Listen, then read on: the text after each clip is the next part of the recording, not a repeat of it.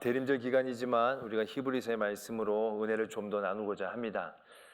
지금 2주 전부터 저희들이 성도의 어려운 그런 삶의 상황들, 징계라고 얘기할 수 있는 삶의 상황들을 어떻게 이해할지에 대한 하나님의 말씀으로 은혜를 나누었었습니다.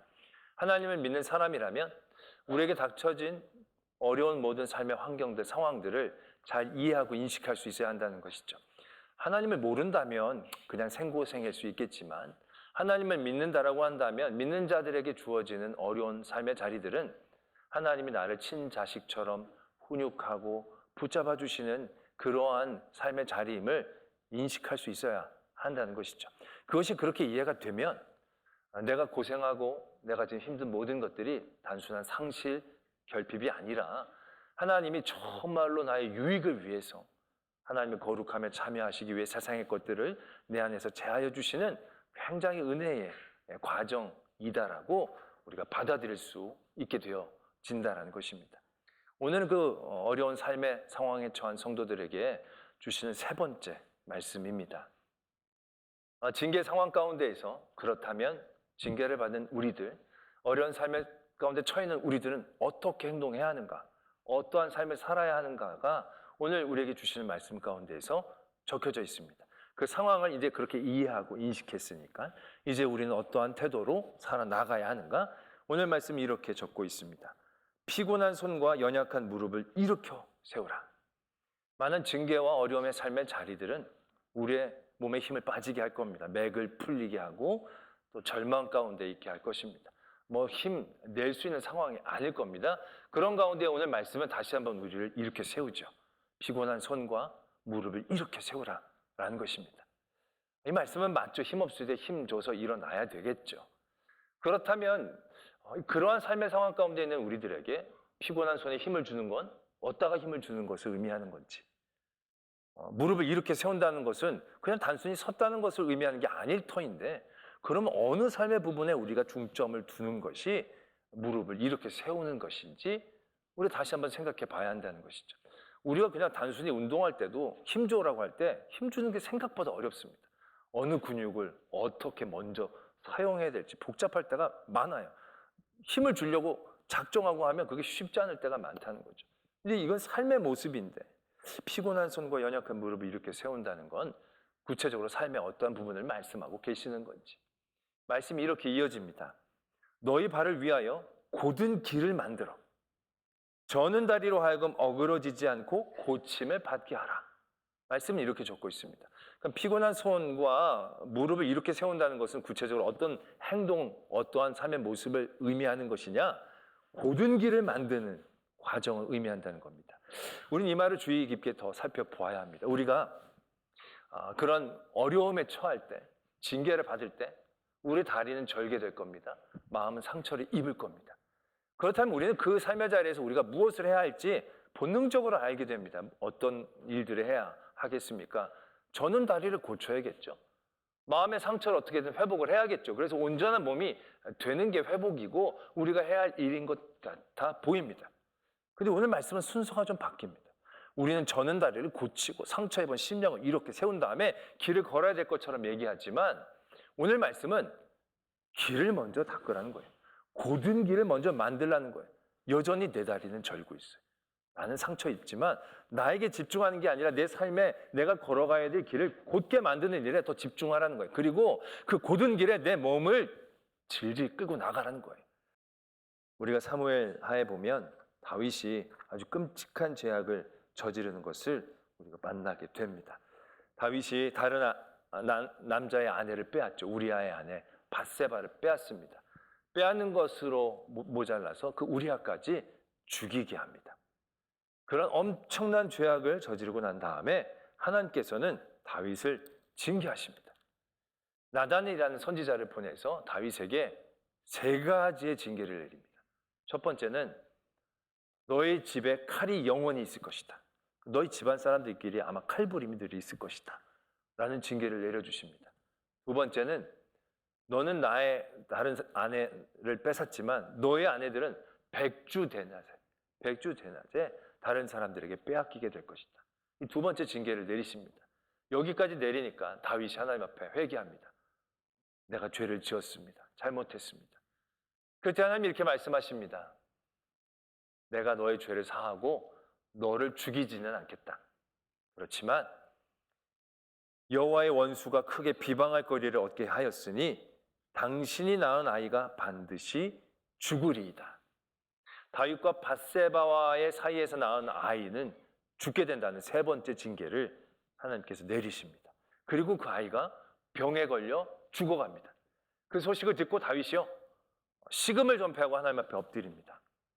7일 만에 그 아이가 죽습니다. 자, 그 아이의 죽음은 다윗에게 굉장히 큰 충격으로 다가올 것입니다. 한 아이의 죽음만을 의미하는 게 아니라 하나님이 그에게 내렸던 징계가 실행되고 있음을 알려주고 있는 것이기 때문에 그렇습니다.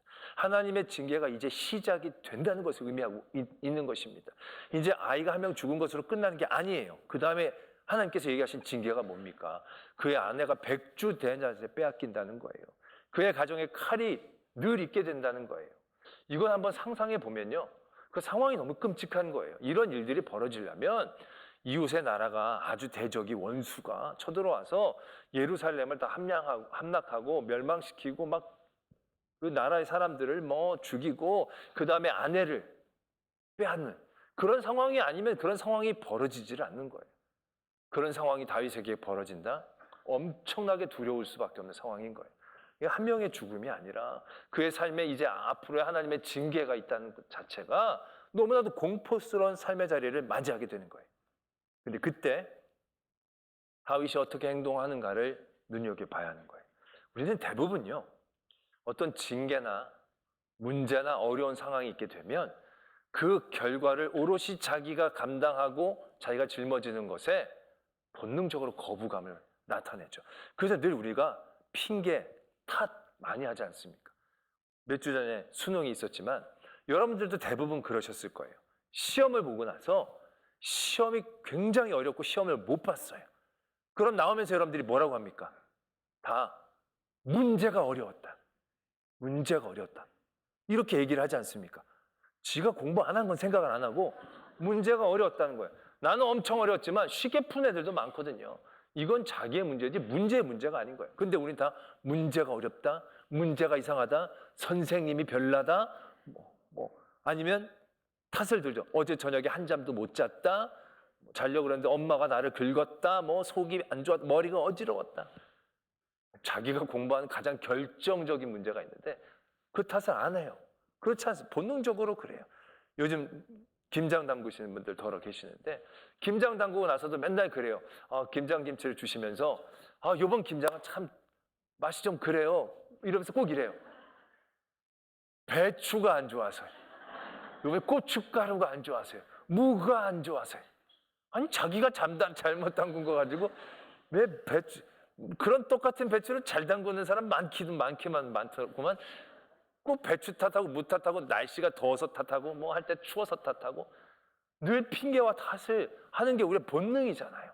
우리의 본능인 거예요. 다윗도요, 충분히 탓할 수 있는 상황이에요. 지금 다윗은요, 그냥 궁궐을 거느렸어요. 근데 멀쩡한 여자가 대낮에 빨개 벗고 수영이래, 목욕을 보이는 데서 조심을 했었어야죠. 궁에서 보이는 수 있는데 아니 왜 거기서 저 여자를 내가 그때 괜히 봐가지고 그래가지고 내가 이래가지고 내가 이 여자 때문에 우리 집안이 지금 이제 칼부림이 나고 나라가 위험하게 됐다. 내가 여자 하나 잘못 만나가지고 이게 무슨 꼴이냐. 충분히 탓할 수 있잖아요. 충분히 밧세바를 미워하고 원망하고 밧세바에게 죄가를 전가할 수 있는 충분한 상황이 되는 거예요. 그렇게 얘기해도 솔직히 별로 할 말이 없을 정도로 둘은 똑같이 공범 같은 그런 자리에 있는 거예요. 근데 다윗이 이렇게 합니다. 다윗이 그의 아내 밧세바를 위로하고 그에게 들어가 그와 동침했다는 거예요. 다윗도요, 자기 다리가 절고 있어요. 상처 입었어요. 절망과 두려움 가운데 있는 거예요. 거기서 자기 다리를 고치고 자기 상처를 치유하기 위해서 뭔가 탓하고 변호하며 자기를 보호할 수 있는 상황이었는데 다윗은 자기의 저는 다리를 고친 데 집중한 게 아니고 자기의 삶의 자리에서 고든 길을 닦으려고 애를 쓰는 거예요. 그리고 밧세바를 보는 거예요. 물론 서로가 잘못했지만 누구보다도 아파할 사람은 지금 밧세바라는 걸 다윗이 알고 있는 거죠. 밧세바는 자기가 낳은 아이가 죽은 거예요. 자기의 잘못으로 그 아이가 값을 치렀다는 것이 다윗뿐만이 아니라 밧세바에게도 정말로 괴로운 고통이었을 거예요. 다윗은 그걸 보고 있다는 거예요. 그리고 그 삶의 자리에 어떻게 보면 굽을 수 있는 삶의 자리들, 옹이처럼 뭉칠 수 있는 그 자리를 다윗은 풀어내는 거예요. 여전히 자기의 저는 다리로 그 밧세바를 찾아가서 그를 위로하는 거예요. 그리고 고든 길을 닦아내는 거예요. 그렇게 될 때 어떻게 됐습니까? 그가 아들을 낳음에 그의 이름을 솔로몬이라 아니라 여호와께서 그를 사랑하사 선지자 나단을 보내 그의 이름을 여디디아라 하시니 이는 여호와께서 사랑하셨기 때문이라. 다윗은 자기가 아직 회복이 된 게 아니에요. 치유가 된 게 아니에요. 그러나 그는 자기의 저는 발을 가지고 자기의 삶의 고든 길을 만들고 그 고든 길에 자기의 몸을 이끌어 그 길을 질질 끌며 걸어가는 거예요. 그럴 때 다리가 더 어그러지지 않는 거예요. 그가 더 원망하고 불평했다라면 그의 다리는 더욱더 어그러졌을 거예요. 그는 더 깊은 그러한 슬픔과 고통 가운데 잠겼을 거예요. 그런데 그 고든 길에 그가 걸어 나갔을 때 더 어그러지지 않고 오히려 회복되기 시작하는 거예요. 하나님이 징계를 명한 그 선지자가 그에게 와서 하나님이 이 아들을 사랑하신다 라고 얘기를 들었을 때 얼마나 다윗의 마음에 큰 회복과 치유가 일어났었겠는가 우리가 알 수 있는 대목이다 라는 것이죠. 바로 이것이 오늘 우리가 읽은 말씀 가운데 너희가 그런 징계를 받을 때에 너희 발을 위해 고든 길을 내고 그 길을 걸어가라는 얘기죠. 어그러지지 않고 고침을 받게 된다는 거예요. 그 사건 뒤에 암논과 다말의 사건이 이어집니다. 암논은 다윗의 큰아들이었고 다말은 이복 누이 사이가 되는 겁니다. 그런데 이 암논이 다말을 범하죠. 아주 추악한 사건이 그 가정 가운데 일어나는 거예요. 다윗은 이 얘기를 듣고 이렇게 다윗 왕이 모든 일을 듣고 심히 노했다 적고 있습니다. 그런데 화만 내고 이 일에 대한 어떤 암논에 대한 징계나 압살롬에 대한 위로나 다말에 대한 처우를 위해 애쓰지 않았어요. 다윗은 그의 가정에 있는 이 추문이 더 확대되지 않도록 아마 덮고 지나가고자 했을 거예요. 이 일들로 인하여 더 누군가 피 흘리기 전에 그냥 이 일들에 대해서 숨고 감추고 그냥 지나가기를 바랬던 거예요. 그러나 여러분 어떻습니까? 결국 다윗의 그 행동이 그 징계의 소막이었다는 걸 우리는 너무 잘 알고 있잖아요. 다윗이 어떻게 보면 암논과 다말의 사건도 그의 징계의 과정이에요. 그 과정에서 다윗은 그것이 사람들에게 알려져서 부끄러울지라도 고든 길을 만드는 일에 그가 힘썼어야 돼요. 암논을 징계하고 압살롬을 위로하고 다말을 더욱더 품어 세워주는 일들을 그가 행했어야만 했어요. 그도 상처받고 모든 가족이 상처를 받았지만 그래도 바르고 고든 길을 만드는 데 애쓰고 그 길의 가정들이 다 한 걸음 한 걸음 나갔더라면 징계받고 분노가 있고 그의 삶이 처량할지라도 그 길을 걸으면서 회복될 수 있었을 거예요. 고든 길을 만들기보단 자기의 상처를 그냥 덮고 더 창피하지 않으려고 더 불이익당하지 않으려고 그걸 묵인했어요. 나중에 어떻게 됐는지 우리가 너무 잘 알잖아요. 결국 압살롬이 그를 반역하지요. 그때는 이제 이 다윗은 제대로 깨달은 겁니다. 압살롬의 반역은요, 고통보다도 고통스러운 것이었을 거예요. 누구보다도 사랑하는 아들이 자기를 따랐던 신하들이 대적이 공격해온 거라면 덜 억울했을 거예요. 그들이 자기를 반역하고 배신한 거예요. 이건 가만히만 있어도요, 정말 우라통이 터져서 죽을 만한 그런 사건이에요. 이성을 차리기가 어려운 상황이에요. 그는 이 상황 가운데서 압살롬을 욕하고 탓하고 자기를 배반한 그런 모든 신하들을 충분히 저주하면서 살 수 있어요. 그런데 다윗은요, 그의 삶의 자리에서 자기의 상처를 치유하고 고치고 분을 푸는 데 집중한 게 아니라요, 고든 길을 만드는 데 집중하는 거예요. 이때라는 그런 용병이 그를 따라오려고 합니다. 그건 용병이에요. 고용된 사람이에요. 어떻게 보면 그는 그냥 다윗에게 충성할 필요가 없어요. 그냥 거기 계속 있으면 압살롬이 사용하면 되고 돈 주는 사람 따라가면 되는 사람이에요. 근데 이때가 다윗을 쫓아오려는 거예요. 그때 다윗은 한 사람이라도 따라오면 좋잖아요. 도움이 되니까. 근데 말립니다, 다윗이. 그러지 않아도 된다고. 너는 나를 쫓아올 필요가 없다고. 너는 어차피 나라에서 고용된 사람이니까 거기 있어도 된다고. 너 처자식도 생각해 보라고. 괜히 나 따라왔다가 봉변을 당하면 어떡하냐고. 지금 다윗이 그렇게 얘기할 처지 아니잖아요. 근데 다윗은 자기의 유익된 길, 자기의 상처를 취하는 길이 아니라 고든 길에 깨어 있으려고 한 거예요. 제사장이 성궤를 이끌고 나왔어요. 그때 다윗이 어떻게 합니까? 돌려보냅니다. 성궤를 이용하려고 하지 않아요. 하나님이 부르시면 내가 갈 수 있지만 하나님 부르시지 않으면 내가 갈 수 없지 않느냐. 고든 길을 만드는데 집중하는 거예요. 시므이라는 사람이 자기를 막 저주해요. 아무것도 아닌 인생 분풀이 할 수도 있어요. 다윗은요, 분풀이를 하지 않아요. 그 자리에 고든 길, 하나님이 바라고 원하시는 길을 만드는데 애쓰고 집중하는 거예요. 나중에 압살롬과의 전쟁 때도 그렇게 얘기해요. 내 아들 압살롬을 긍휼히 여겨달라고.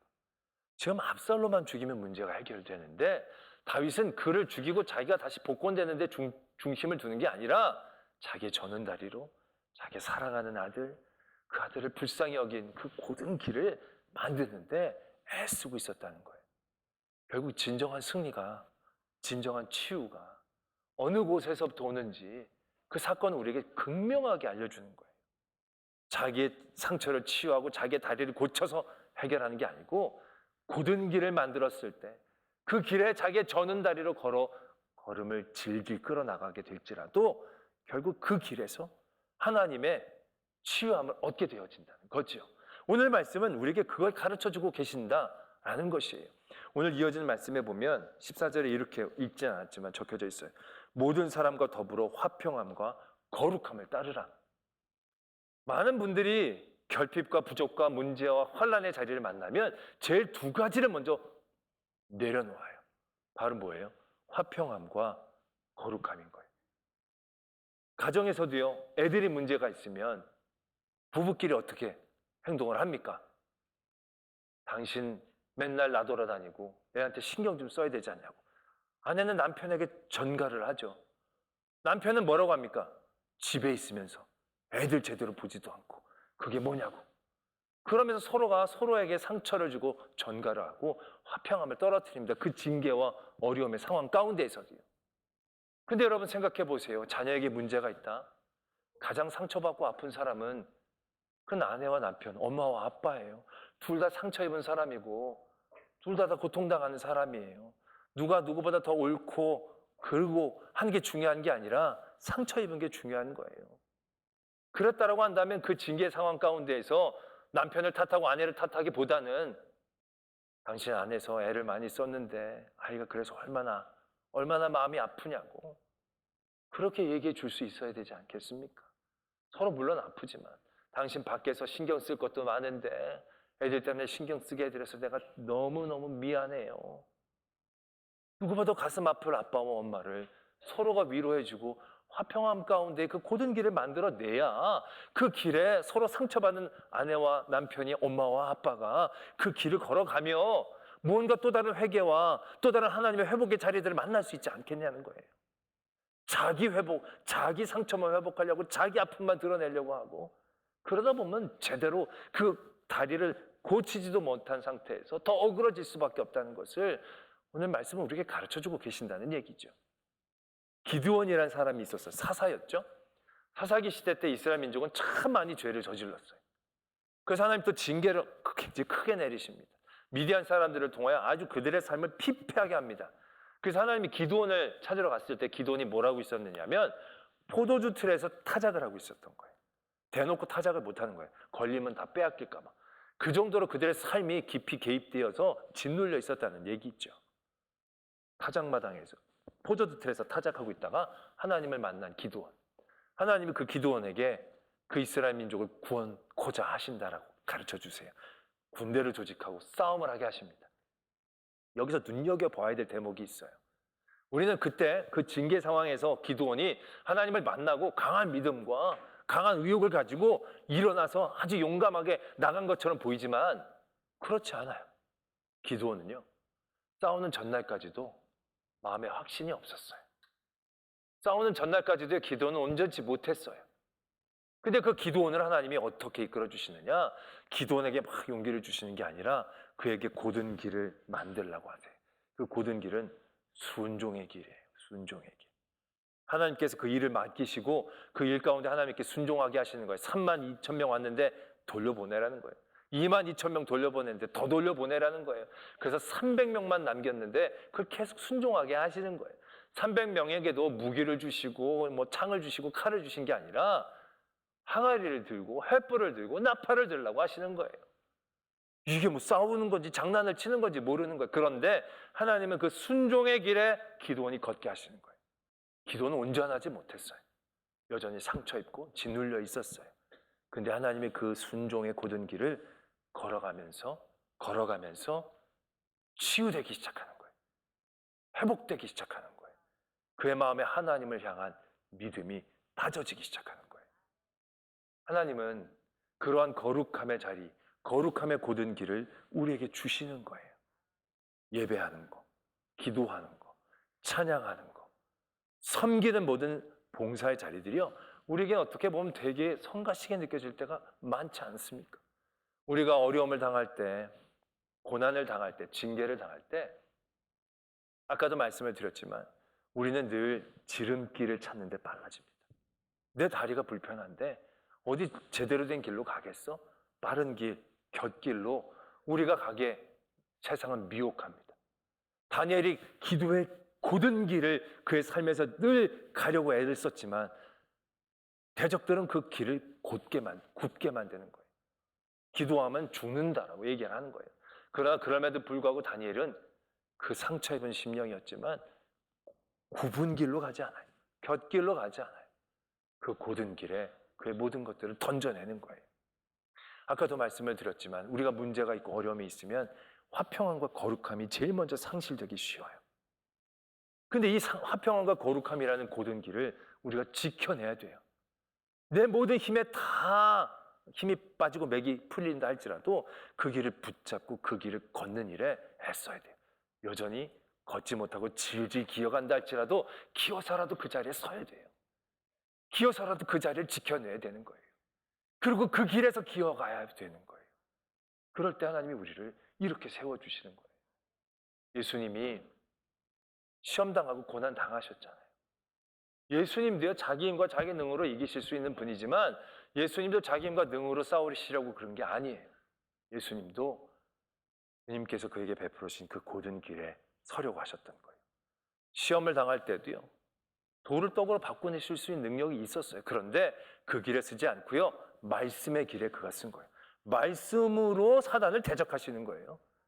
그 곧은 길에 그가 연약하고 배고픈 육신이었지만 말씀의 길에 섰을 때 진정한 승리를 거둘 수 있었다는 거예요. 잡히시는 날 밤 만찬을 베풀고 그 다음에 기도하러 가셨어요. 기도할 마음이 드시겠어요? 이제 이 밤에 붙잡혀 가실 텐데 기도한다고 바뀔 일이 아닌 것 알고 계셨을 텐데도 불구하고 예수님은 그 기도의 곧은 길에 나가셨어요. 제자가 자기를 배반할 것 알면서도 상처 입은 심령 저는 그 발로 그 곧은 길을 지키는데 최선을 다하신 거예요. 그때 하나님은 그를 이렇게 세워주시는 거죠. 십자가에 달렸을 때 정죄할 수 있는 자리에 섰어요. 그러나 그들을 정죄하지 않으셨어요. 그리고 그들을 공감하신 거예요. 그들이 짓는 죄를 모릅니다. 알고 짓는 게 아닐 터이니 하나님 저들을 용서해 달라고. 예수님은 화평함의 그 곧은 길을 끝까지 지켜내셨습니다. 그러했기 때문에 십자가의 길이 승리와 영광의 길이 될 수 있었다 라는 것을 우리가 분명히 하셔야 한다는 것입니다. 우리의 삶의 자리에 이런 징계의 자리를 만날 때 여러분들 곧은 길을 놓지 마십시오. 힘들고 어려울 때 기도하기 힘든 거 압니다. 예배를 드려 뭐하나 분명히 그런 생각이 들 것입니다. 그러나 딴 곳에 가면 길이 있습니까? 딴 곳에서 여러분들이 소생하고 고침받을 길이 있습니까? 없습니다. 하나님은 아브라함에게 기드온에게 주셨듯이 우리에게 이런 거룩함의 길을 주신 겁니다. 이러한 자리에 나가기를 바랍니다. 여러분들이 먼저 고치려는 게 아니라 고치기 위해 나갔을 때 기도 안 되고 예배 안 돼도요, 그 곧은 길에 내가 걸음을 거들어 나가려고 하면 내 기도의 문이 열릴 줄로 믿습니다. 예배 가운데 은혜를 받을 줄로 믿습니다. 나도 모르는 사이에 절면서 왔다가 뛰면서 가게 될 줄로 믿습니다. 그러한 징계의 자리에서 오늘 우리에게 주신 말씀처럼 고든 길을 만드는데, 고든 길을 걷는데, 지키는데 힘쓰고 애쓰므로 그 저는 다리가 어그러지지 않고 고침을 받게 되어지는 은혜를 누리는 저와 여러분들이 되어지기를 소망합니다.